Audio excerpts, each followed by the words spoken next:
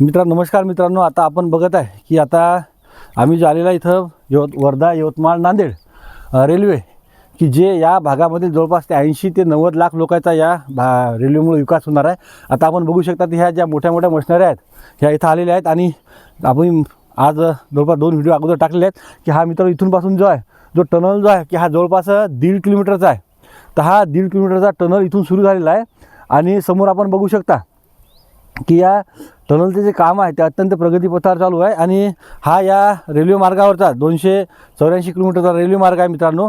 कारण की आतापर्यंत आपल्या यवतमाळ जिल्ह्यामध्ये या भागामध्ये फक्त शकुंतला एक्सप्रेस जी 1903 साली जिचं काम सुरू झालं होतं आणि जी 1916 मध्ये तिचं काम पूर्ण झालं मित्रांनो। जवळपास 13 वर्ष लागले ते काम करायला आणि ती रेल्वे प्रामुख्याने ब्रिटिशांनी सुरू केली होती मित्रांनो। त्यांची जी कंपनी होती नेल्सन अँड ॲक्सेस कंपनी, त्यांनी ही रेल्वे आज जवळपास 100 ते 125 वर्ष अगोदर सुरू केली होती आणि ते रेल्वे सुरू करण्याचा मुख्य उद्देश हा होता मित्रांनो। त्यावेळेस या भागामध्ये कापसाचं उत्पन्न सर्वात जास्त होतं।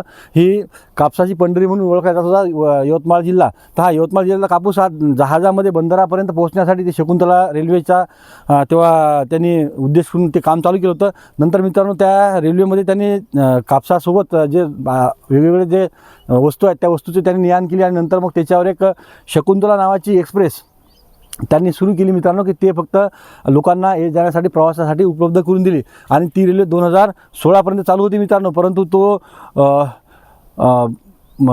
जो हा रेल्वे मार्ग जो आहे त्याची जी रुंदी जी होती ती अत्यंत कमी होती मित्रांनो। त्याची जी रुंदी होती रेल्वे मार्गाची ती 2 फूट 6 इंच होती मित्रांनो। अतिशय छोटा रेल्वे मार्ग होता आणि तो होता ब्रिटिशांच्या एका कंपनीकडे।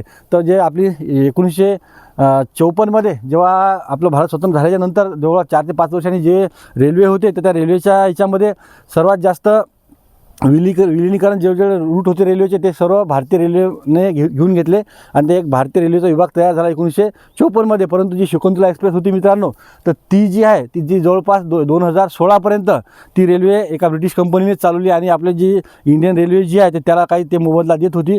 परंतु आता तिचं काम बी त्याचा DPR बी तयार झाला शकुंतला एक्सप्रेसचा आणि तो जो रेल्वे मार्ग आहे यवतमाळ ते अचलपूर तर या रेल्वे मार्गाचं ब्रॉडगेजमध्ये रूपांतर होणार आहे।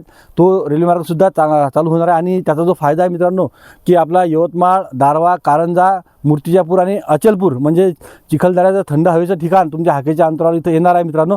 त्याच्यामुळं आपण बघत राहा आमचे रेल्वेचे व्हिडिओ आणि आम्हाला लाईक शेअर जरूर करा। धन्यवाद।